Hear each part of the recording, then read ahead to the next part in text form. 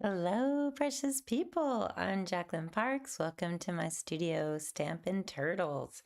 Today we're going to be painting magnolia flowers.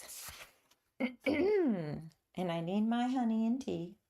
You know, I'm always gotta have my honey. So this is raw honey from Coastal Comb Bee Company. If you guys want some, you can order it, I think, online. I'm going to pour some of that into my cup. Y'all want to see what I'm doing with my cup here? I can move my step. Let's see, it says dogs before coffee on my mug. But it's not coffee, it's actually tea. And I thought it'd be fun to show you what I drink. As far as tea is concerned, this one is, I think it's a lemon tea. I don't know. I just found it. It's an herbal tea. Clipper. Natural, fair, and delicious. I don't know. The king of zing. Y'all, I find the most interesting teas under my sink. Where I keep a lot of my accoutrements. Oh, you know what? I never did look at my channel to see if we are live. I should probably double check to make sure that we are live. What are y'all doing today? Today's Monday. Everybody back at work. Everybody doing things today. Starting a new week. Oh, it looks like I am maybe possibly live. Oh, yes. I can hear my voice. Yay. Yay. So today's topic is magnolias. And if you are a watercolor artist, you will know painting white, you don't use white paint, although they make it. Like everybody has white in their palette.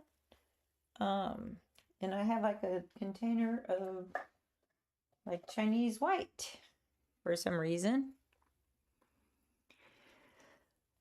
I don't use it really. I mean, if I totally mess up and don't leave any white space, guess what I do? I will use either a white gel pen or Bombay. Can you see that? White Bombay Indian ink. White. It has a little dropper. What I end up doing with that is I just put a little bit in the bottom of a cup and then I dip a brush in there and use it. But I don't use my watercolor brushes. I use like one of these little chintzy ones, not one of my nice ones. So anyways, we are going to get started. Because time is money, right? I don't know. I think I am one of those people who's been super busy lately, and I don't even know what I have planned today. I think I'm meeting a friend later at the studio because I miss her and I haven't painted with her in a while. So we're going to get together. I don't know what brushes we need. So I'm just going to grab a variety of rounds. Ooh, why is it when you go this way, it goes the opposite way on the screen? That is strange. That is the strangest. All right, so I've got 2 brushes. I think 2 will be fine. We don't need a whole bunch of brushes. I already did my line work. I want you to see what I've got. So, I'll move my tea for a second. I'll put that right there. Put my palette right there. These brushes I keep in front of me just in case I forget my brushes at the studio, which sometimes happens, right? And I do have this palette, but this one I'm very familiar with the layout. This one, not so much. That's another thing. If you're a watercolor artist, you just end up being a creature of familiarity. So when you're painting, you actually remember where your colors are. on your palette. Hey, Janice, hey. Zoom in on your line work, please. Yes, ma'am. Let's see if I can do a close-up. Okay. There we go. And this one I did draw it a little bit darker than normal. But I think I'm going to be doing line work at the end, so it won't matter if I have some pencil lines showing through my paint. But most of the time I do a lot lighter than this, and you can barely see it. Did I not zoom? Hold on. There we go. Sometimes I don't transition what I can see. Drinking some of this tea is good. What do you think about these colors? Do you like these colors? Kind of like these colors. They're like greens and orangey yellows, a little bit of brown, and of course gray. I'm going to put that off to the side. But yeah, this is my line drawing. Yeah, I use Da Vinci Eye, which is, I don't think it's cheating. I think it's a good tool to have if you want to start drawing, or if you want to just start painting more quickly. The Da Vinci Eye is a great drawing app. It helps you to get your image on the paper quickly. Like, I can do this drawing in like 2 minutes versus if I did it old school, just looking at the image and drawing it, then I would be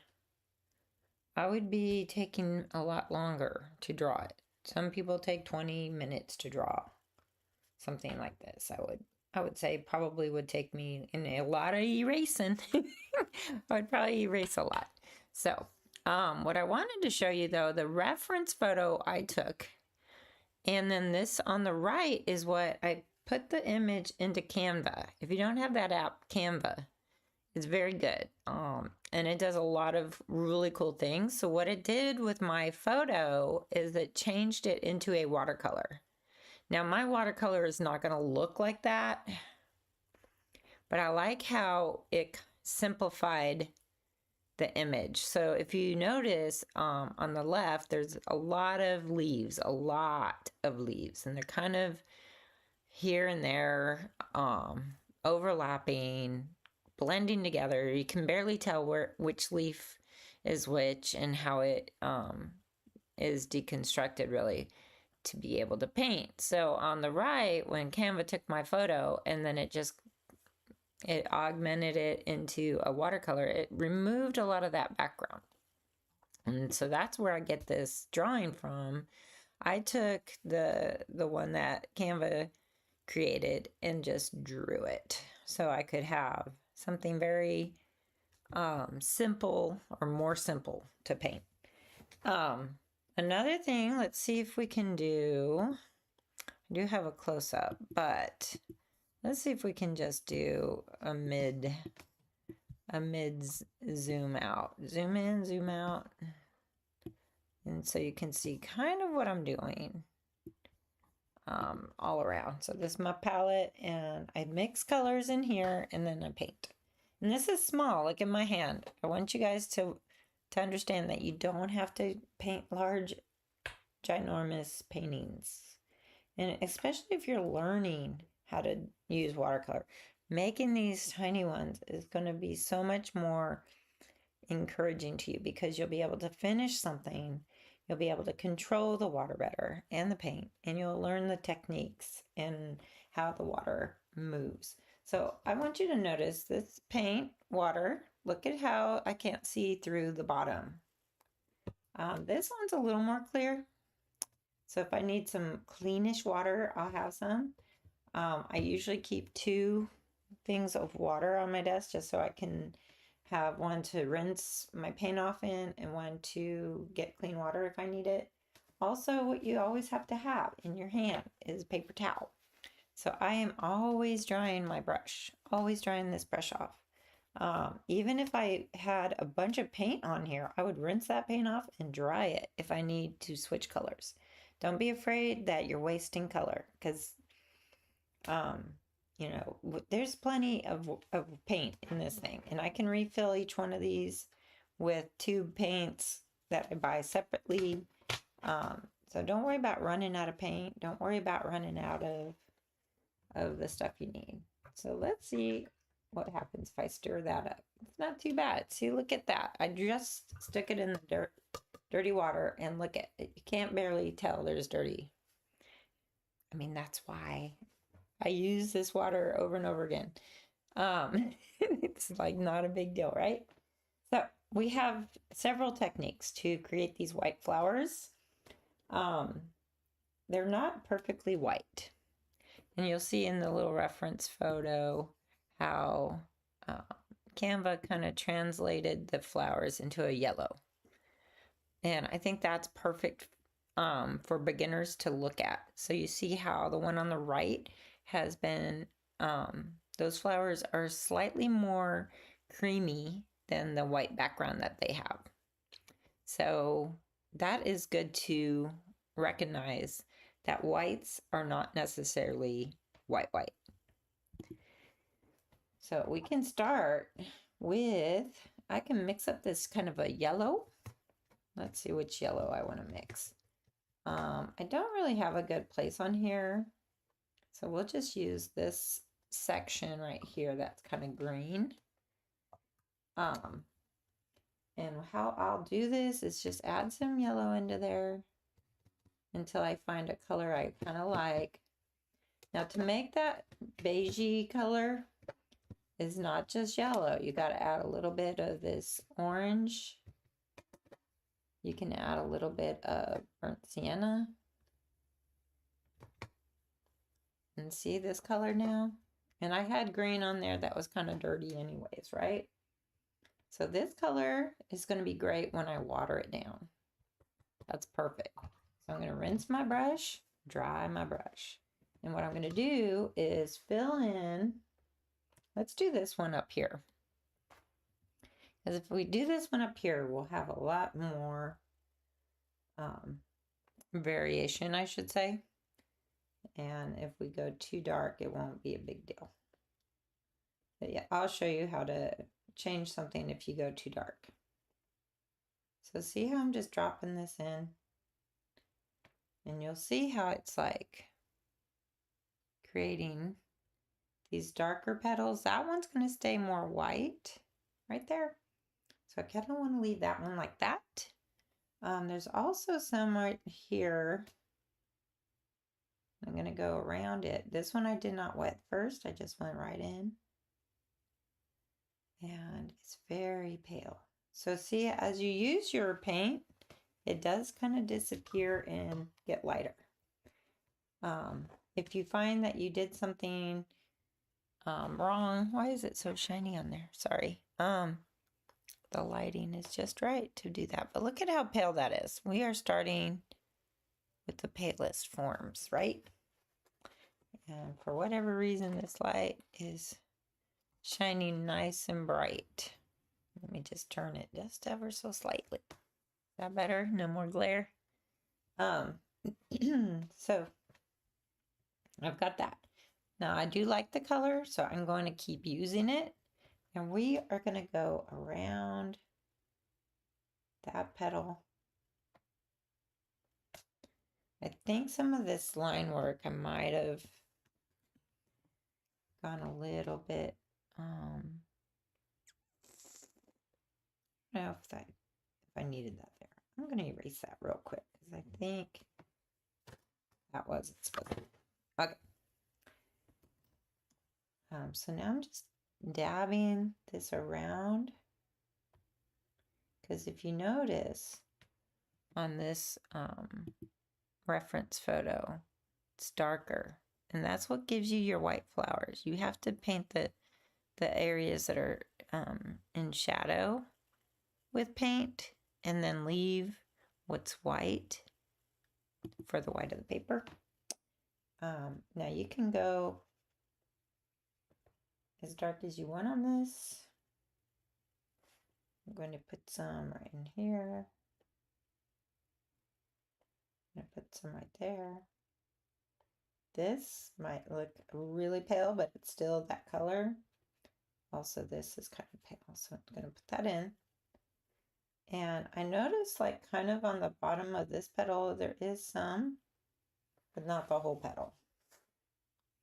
And that I do notice there is some bluish tones in here.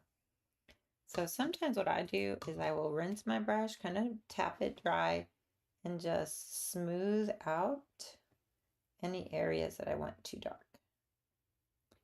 So if you did that, if you want too dark on some of these, you can smooth them out.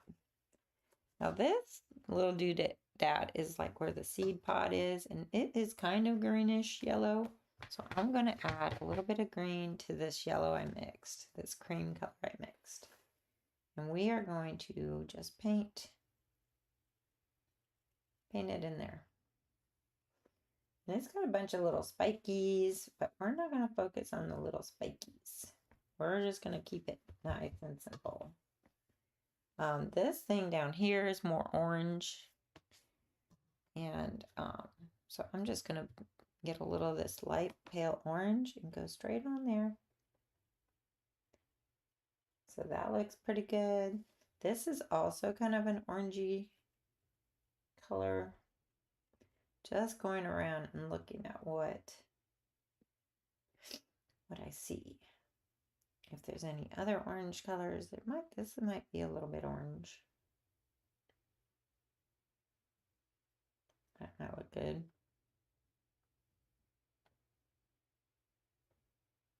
This leaf might be a brownish color, so I'm just gonna make it a little different than the rest for right now. But yeah, you don't have to go overboard on this part. I'm just gonna leave it like that for now. Right underneath that is kind of a brownish burnt umber. So I do have some burnt umber, but I'm gonna mix it with a little Payne's gray and just add it in there. So we're not trying to make everything look perfect yet. We're still just kind of blocking in. I watch a couple artists on YouTube who are oil painters, and they definitely are they do things a little different than a watercolor artist, but it's good to know that they actually block in some areas, like pre-block it in. I can't tell if that's just too bright for y'all. I don't know what's going on with my lighting today. Let me see what if I lift that way up. Is that better? I'm gonna lift that light up a little bit. Because sometimes the light doesn't want to cooperate. All right, so now we're going to think about the greens on here, because we're trying to get the picture to emerge from the paper. We started with, a blank sheet of paper, right? Sometimes I'm going to use some of this blue over here and mix a greenish blue that I kind of like. But it might be too green. I don't know. I'm looking at it going, I don't like really super bright greens sometimes. So I might add a little Payne's gray. And that just kind of softens it. Another way to darken greens, you can add a little bit of red. And this is alizarin crimson, so I'm adding a little bit of that. Look at that. That's nice. That's what I like. And the more water you add to this, the lighter it will be.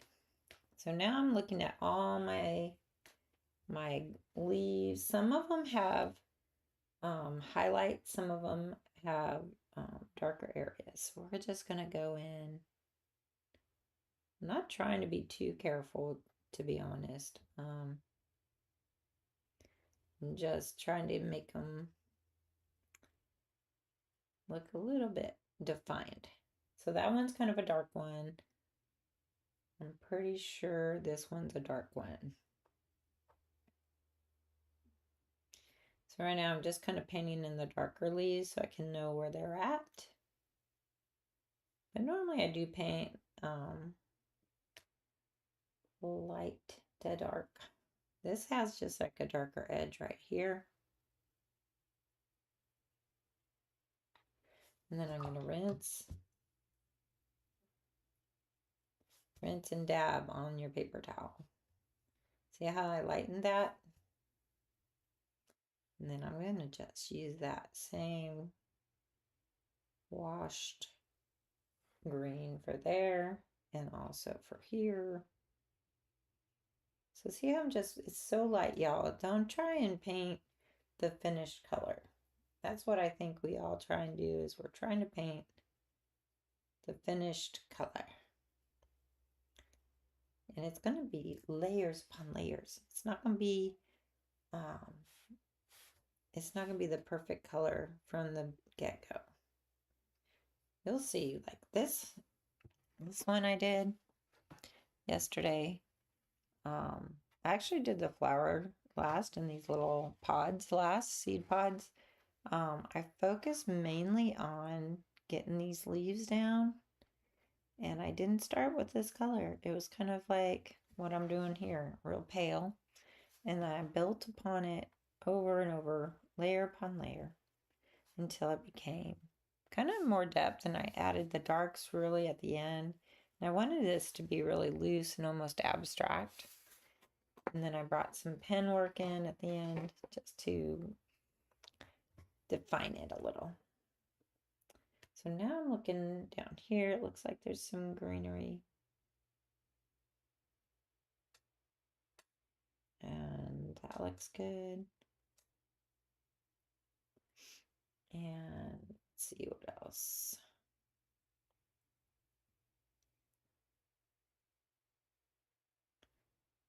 Adding a second little bit of layering there.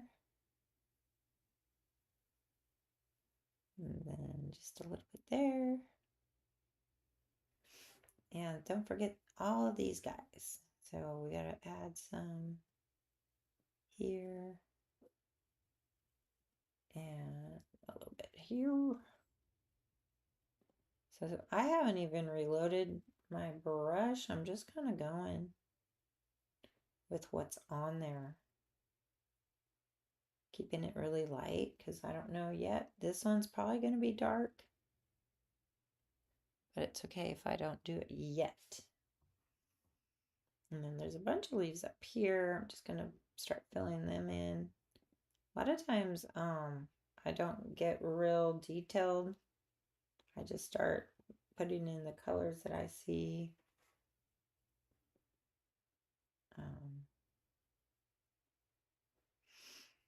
So I'm liking that. I don't know if this is part of that. I think it is.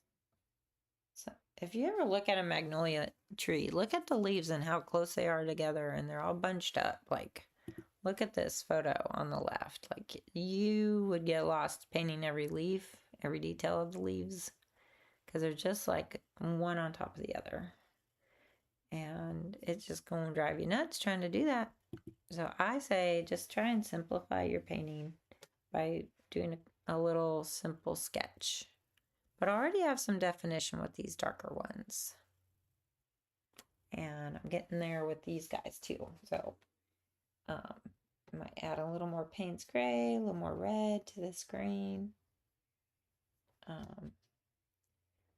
A lot of times you'll probably ask yourself, like, what color is that? And I don't always know what color I'm using. I just kind of go by what I've been using. So if there's something already on my palette, that's when I use that up. I don't really wash out my palette too much. I feel like I can use up a lot of that and it'll help mix in. And then I start having kind of normal or a style to my colors. And then that makes everything kind of more cohesive. And let's see, what is this? I'm going to darken all of this area. As an artist, you can really embellish whatever you want. I may end up not knowing what I'm doing here, but that's okay. So I might just do these guys a little darker. Might do this one a little darker and keep that kind of lighter. What about this? Half of the leaf is going to be darker. This is kind of like a couple folds in there. This has a couple folds. This might have a little darker area. This one too. This I think is, I don't know what that is. I think it's part of the greenery. Yeah, I think it's green. So I'm just gonna go ahead and make it green so I don't forget. Now do I want to do the background at all a different color? We'll see. We'll see. We'll see. Don't know if I'm gonna leave it white or just make it a light green, a dark green, or maybe even a blue. I don't know. Don't know yet. But I do know I kind of want it to stand out a little bit. I'm going to mix up a little brown into this green because I wanted to make kind of this seed thingy.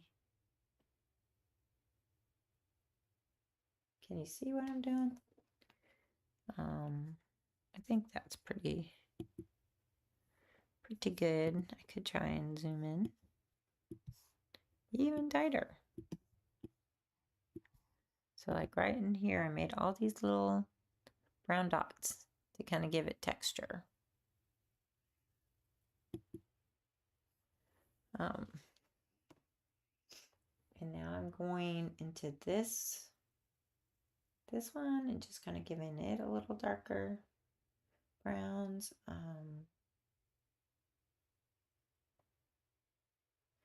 Might do some, I don't know, I might do some browns in here, even though I don't know if that's what I want to do yet. Sometimes I start doing something, I don't know why I'm doing it, but I just kind of go with it. So see, that is some background in there. And I'm feeling like doing it now. So,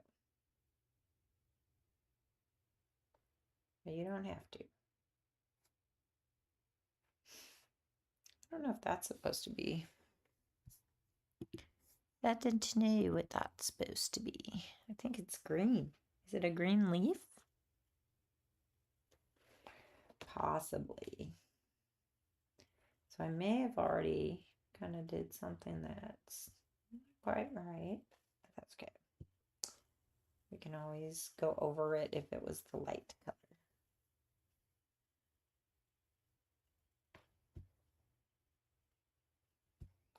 Let's see, what else do I want to do? I like this kind of loose background. I'm going to go with it and keep going this direction.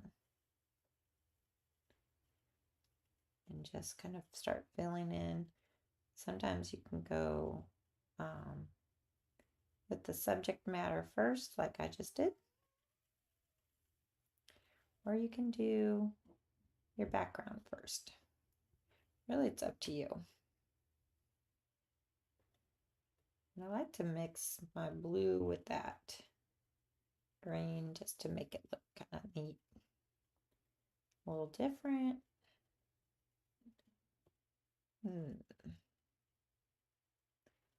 Yeah, that's not too bad. So now I'm filling in this whole area. And it's almost completely filled in. And I'm liking how it's looking. Oh, you guys didn't even see what I was doing. Sorry. So yeah, this was, I'm filling in all the background and I used some of this kind of blue color in here and just trying to define some of these whiter areas. And we're trying to get some darker colors to get some pretty contrasting. If you haven't gone dark yet, now could be the time to do that. I did a little Payne's gray, a little bit of green, sap green, and a little bit of that red. And I'm making almost this green gray.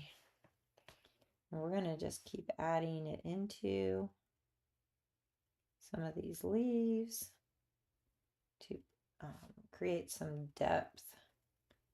We want these to stand out and recede into the background. So that's going to make that leaf pop. That's going to make this flower pop and this flower pop. And if you get really daring, sometimes I do. I just use some of this Payne's Gray and just start going real dark just to see what happens.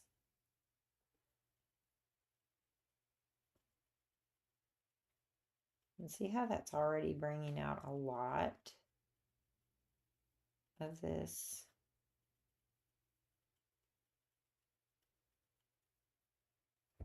I like that.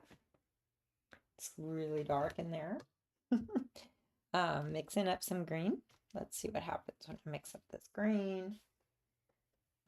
For these leaves to make them darker. So I'm just building on what we already put on there. So you're not really inventing anything, you're just keeping with what you just painted. And I kind of want this area darker, I think. Maybe a little bit of this darker. So you can even go in with just like really thick Payne's Gray.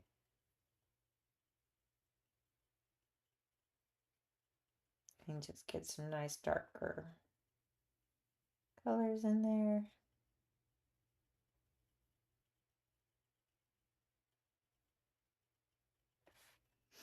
And I am trying to be a little bit careful around, especially the Magnolias. We don't want them to get like a dark streak on them. So see how that's really bringing out the flower. I'm going to reload with some more Payne's Gray. I'm going to look in this section. Go a little darker.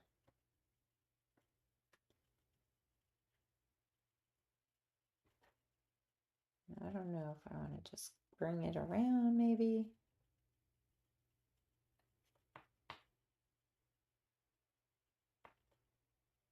Oh, I like how that's starting to look. And I will tell you, I didn't go as dark as I could have on this one. And that would have really made that flower pop even more. But what we're doing right now, we're being bold and we're putting some darks in there. Now I'm going to mix a little bit in with this green. And we're going to go right around in here. Because this is the white flower right there. We just want to make sure we're a little bit more careful around those petals.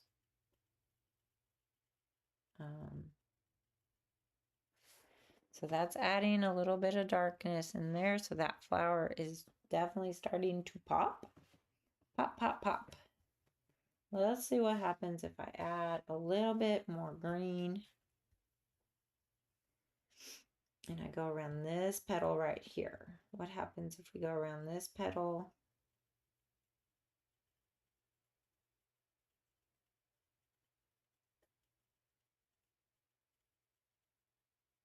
Look at that. I'm just going to add some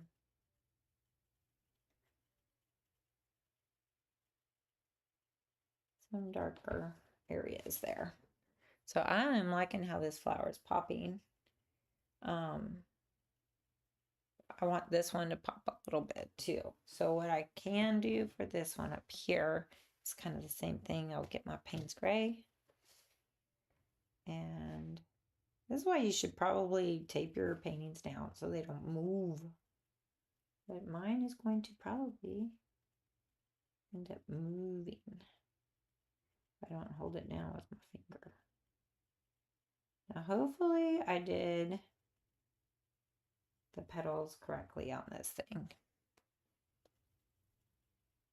Maybe, maybe not. We'll see. We'll see. I'm gonna just not sure. I'm not really sure where the petals stop. Where they start and where they stop. I'm gonna just go around that. Why not? Why not? I think that's a petal. I don't know. Might get a little confused when I just do my drawing and I'm like, I don't know what I did. I'm gonna go around that now. Because now I'm just gonna let my mind do what it wants. You can do that as an artist. Just let your mind flow, do what it wants to do.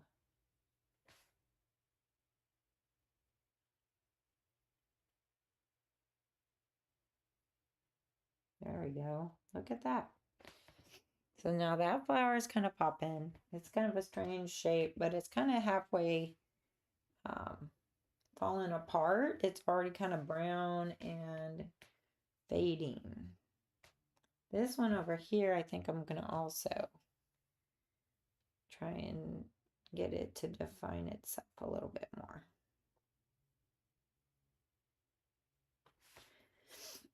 And we're going to go around like that. Keeping that nice and loose.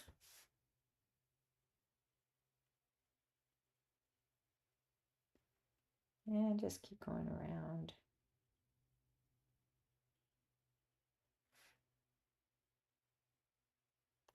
And letting your mind kind of go free. Don't think too much. So I'm liking that. That's looking good.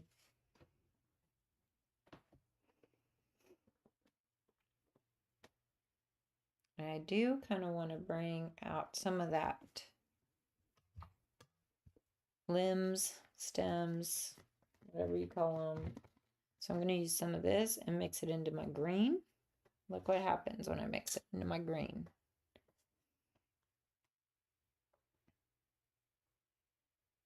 It gives me the exact right color that I want it.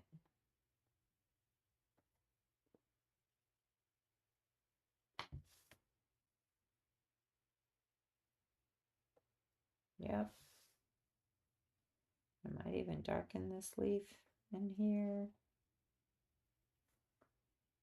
Might put some browns in there. This has a darker brown.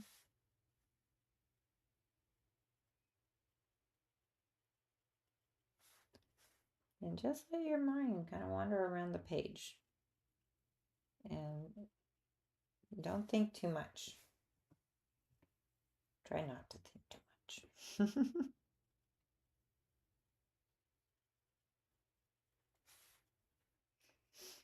That's where I find the magic happens, is when I don't think too much. I just let the paint do its thing.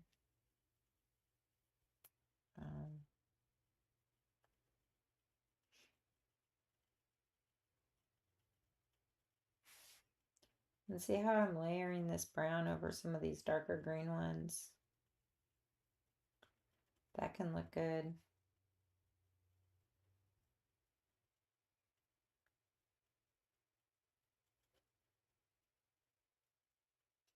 Make it darker in some plot spots. And it just brings a lot of interest in there. I'm seeing a lot of really interesting things.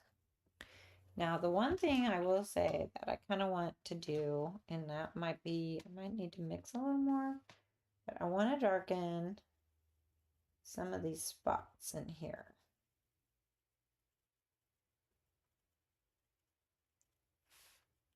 And definitely some yellows in here.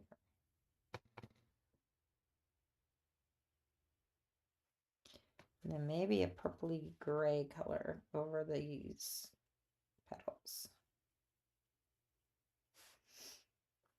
You might be like, what? Where'd this purpley gray come from? Well, it was already on my palette. So sorry. Not a whole lot going into it. Now I'm just lightening a few areas on that. I'm liking how that's looking, okay? Now this one needs a little help. I'm going to use that purpley gray and see what happens. And that's just going to bring it out ever so slightly. This one might need a little bit more.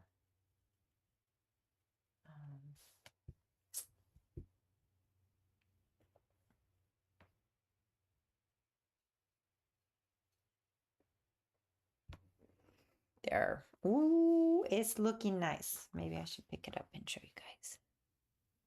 Look at that. I like how that flower looks. That one's kind of already open and falling apart. There's a brown leaf in there. I kind of feel like there should be more brown leaves in there, but it's okay if I didn't get them all.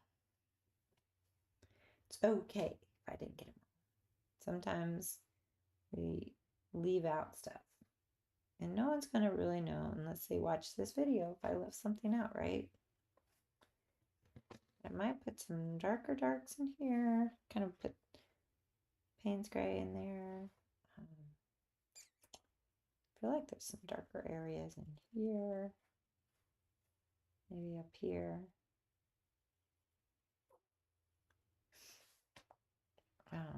Definitely some down here.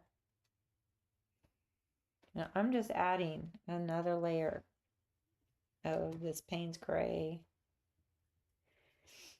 and seeing what it does. I feel like this leaf is darker. So we're going to go darker. This one kind of has half dark. So see how just painting those two darker is bringing out these two.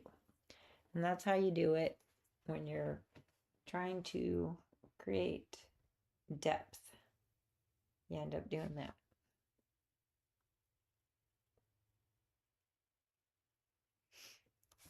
What I love about this is like all the colors are kind of merging and blending on the paper, so it's gonna look really cool. It's gonna look really cool.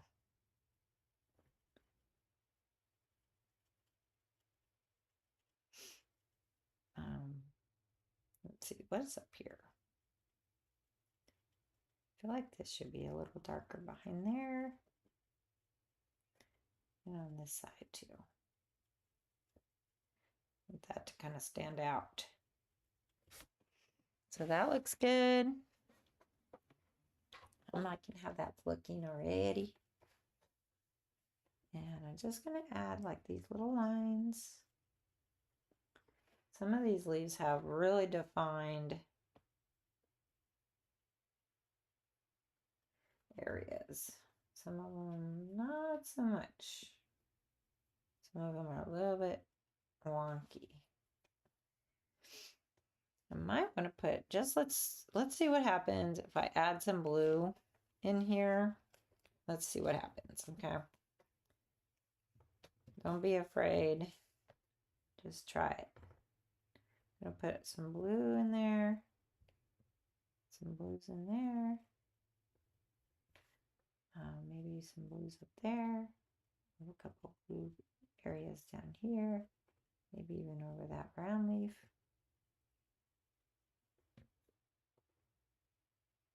You might be like, oh, you're ruining it. I don't know if I'm ruining it yet. I gotta keep trying. Keep trying. Actually, I like how that looks. And here's the thing. How do you know when to stop? So, if everything's kind of wet, you're going to have to stop and let it dry, right? But I'm going to show you like the reference photo, the Canva photo, and then my photo or my painting. So I'm kind of merging now back into the realistic photo to try and get that realism in there. Because sometimes I do loose realism. I don't know. Sometimes it's very realistic. I don't know. I like this painting I did. Focus. But it's super loose. You can't really see a lot of detail, but all of the looseness together with some detail makes it come to life. This one also I felt like was more realistic looking, but then it's very loose in areas. So you can combine that into one painting. You don't have to have all hyper realistic and then or all loose. You can combine the two. Like I feel like my shadows in here are really loose. My trees are kind of loose in here, but then I do have some branches. And I like how this one looks, but from a distance it really looks realistic, but it's not when you get real up close. It's not. And like this is not super realistic, to be honest. When I'm looking at it, it's like, I mean, I can tell they're magnolias in a tree. And it's taking its time. Let me see if I give it a little help.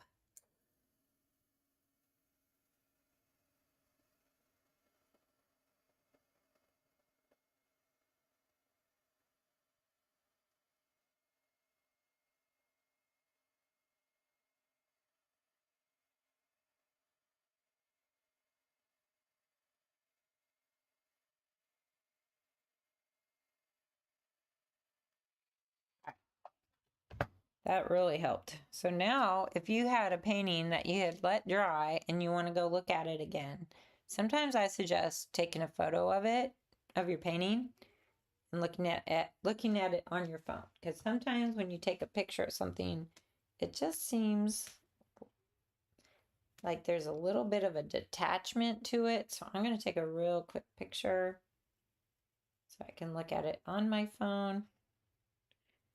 And so see, I'm looking at it on my phone now. And I can zoom in. I can be like, okay, well, you know what? Overall, it looks good. It could use some more contrast or it could use more highlight. So we can't really add highlights when we're doing watercolor unless we want to just paint with some white ink or some gouache, white gouache. But a little thing I like to do sometimes at the end of my paintings that I do like this is I can use a gel pen and we can just go in there and trace around all of these guys. You might be like, well, why are we doing this? Because maybe it's kind of fun. I don't know. Maybe it gives it a whole nother look. Line and wash is what some people call this. I call it wash and line because I do the line work at the end. And these magnolias have like these little striations, little lines on their bark, I guess. I'm going around and doing a couple here and there. I feel like I kind of lost the looks of this one. That's okay. And you could make some more dots. That's always fun.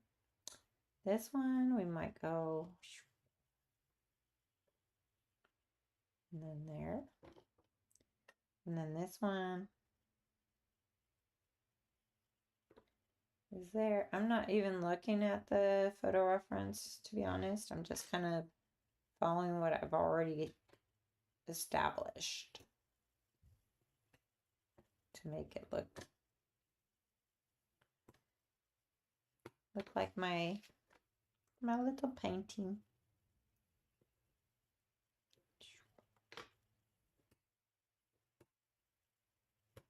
But you can do whatever you want at the end. You don't have to do what I'm doing. You can leave it just how it is. But I like it. It looks kind of artsy to do this.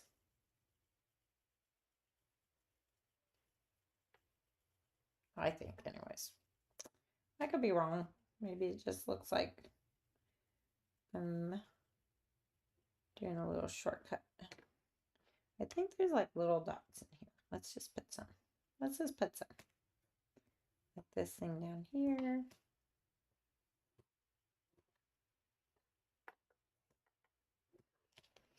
Where else do we need pen work on this? Maybe up at the top. Yeah, this is some kind of big old petal.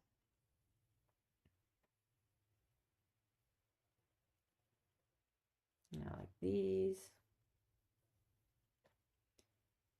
And you don't have to make your lines super dark or even solid. You can do it where it's kind of just fading here and there. So not even a perfect straight line or a perfect fill in. I'm liking how this looks though. If you enjoyed watching this video, give me a like, maybe even subscribe. I'm actually pretty close right now to getting 1,000 followers on YouTube. So, whoop, whoop, love it. God is good. Let's see, what else do I want to put in here? Do I want to put any more details in here or just leave that? Maybe I put a couple right here.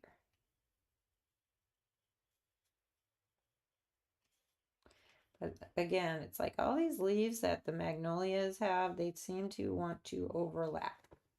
So it's kind of hard to tell where they're all at. So I like that though. I like that. Oh, this one might need that little area. Actually, I love the line work on this, y'all. It's so gorgeous. I love it. Just look at that. Isn't that really pretty? I really like it. Now, here's a conundrum. If you have painted dark areas on your painting and you want to sign, and I always sign with my little black gel pen, well, it's going to not show up. So what you can do is get yourself a nice white gel pen. This one is Jelly Roll, and I like this size. 08. And what I'll do is I'll just sign it right here, my little initials. JP. And then I like to put the year 2026. Can we see that? Come on. Focus. There we go. So there's my little signature. So these are really pretty little magnolias. I will show you them. The one I did yesterday. Let's see if we can zoom out just a little bit so you can see what it looks like side by side. So move that.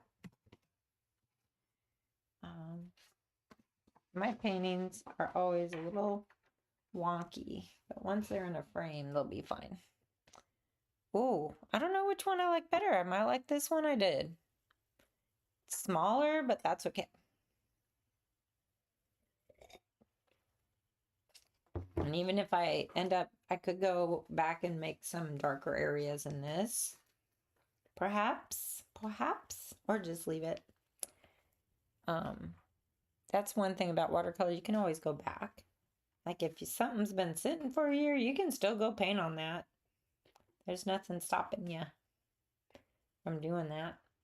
But I just kind of like this. I really feel like this would be really pretty framed, hanging on my wall. I have a lot of artwork in my home that's small because I don't have large walls in my house to put large paintings. I do have a few large paintings, but it's just easier to get little paintings to put on little areas. And so that's what I like to do. But what do you guys think? You like how this turned out? I like it. I do like this one still too, but I think this one. And what did it take me? Like less than an hour to paint this. if you are wanting to improve your skills, just try and paint something like this. I think it's like 4x6, maybe not even 4x6. This is a 5x7 mat that I keep on my desk, so I can like see how that looks. Though that looks so pretty. I do kind of like that. Might leave it, but you can get frames that are smaller than 5x7. I think they make them a 4x6, so that might be, I don't know, that might be a 5x3. I don't even know. I need a ruler. 5x3 probably. But let's see what our scripture is today. Gotta go and see what comes up. I'm not sad. I do feel like he's saying to trust in your calling and don't be second guessing yourself. So like I feel like he's saying that if I've given you that desire to be an artist, don't think it's a hobby. Don't think it's a pastime or just a fun thing to do when you have time. This is the calling that I have put in your heart. And if you're an artist watching this and maybe you're thinking, oh, I have too much to do. I don't have time to paint. I don't have time to create. I think this is God telling you that you should just stop whatever it is you're doing and go pick up your brushes and create something. You don't have to spend, 8 hours creating something. You can do something like this in like an hour. You could do even smaller than that and take 20 minutes. I've been doing little ACEO cards, which I don't know if I share them on TikTok because that's where the people are that do trades with me. But look at this beautiful card I got. And this is an original ACEO. So it's from Samantha Joy. Isn't that a precious name? Love it. And so we traded. And that's something you could do. Like I have friends, and my friend Janice who joined in the chat today. We meet on Tuesdays with Jerry and the three of us, and April sometimes joins us, and we all paint together and create together and share ideas and encourage each other to grow in our skills and grow in our sharing it on social media, which it's not for everybody. Not everybody gets on social media and posts their artwork. But for me, it's been one of those things where I wanted to encourage people through it. I know I'm not the best, so I just enjoy painting it, but I also know that God called me to be an artist.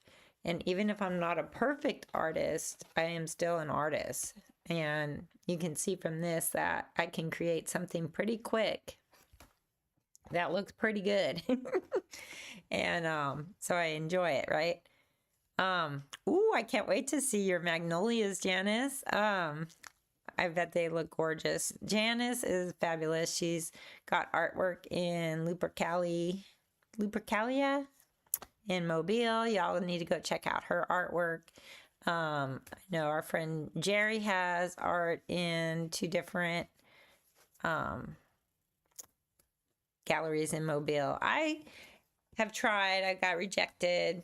Boo. But that's okay. You know what? It doesn't mean that I'm not good. It doesn't mean that I'm not an artist when I get rejected. Is it so out of the ordinary for you, your painting? I gotta see it now. You're gonna have to text it to me. Gonna have to text it. But so I'm just flipping through here. I don't know. This is something I think I need to hear, because it says, when the way is rough, your patience has a chance to grow. Who wants their patience to grow?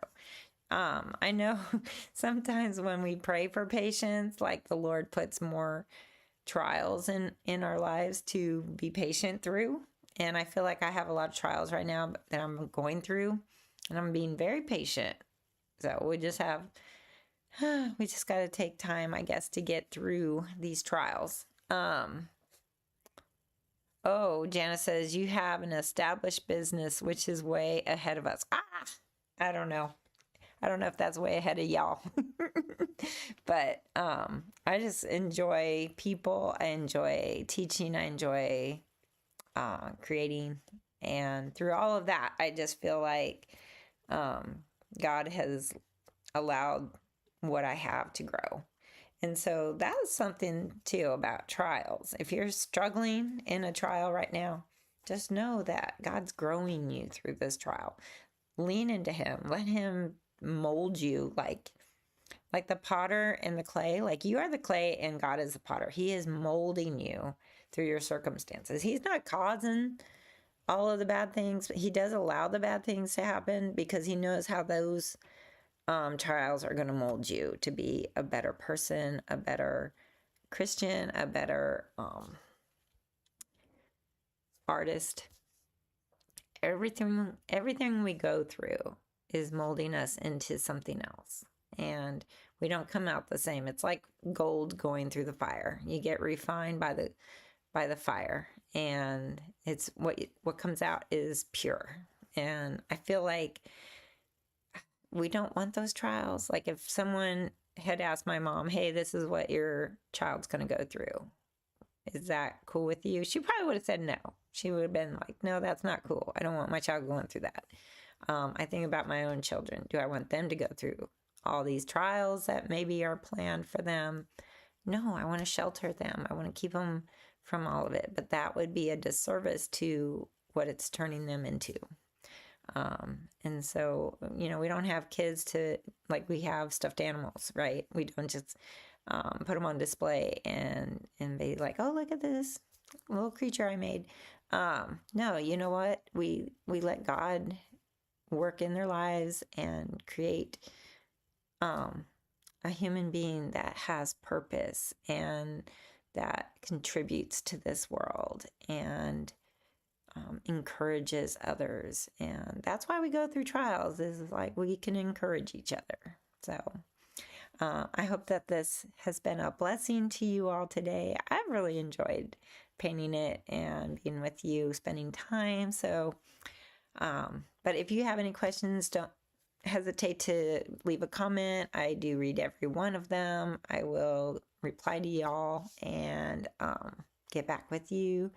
If you are local, we do have some classes. My next class isn't until, I think it's the 24th, May 24th, just because Mother's Day. And I don't know, I think we're doing something with my husband's family the following weekend. So I won't be around to be able to teach a class. But the 24th is when my next class is. And so if you're local and you want to join me, you can. My friend Ellen is teaching some journaling classes. So May 6th, I think that is. You can go to my website, stampinturtles.com, and check out all the classes there.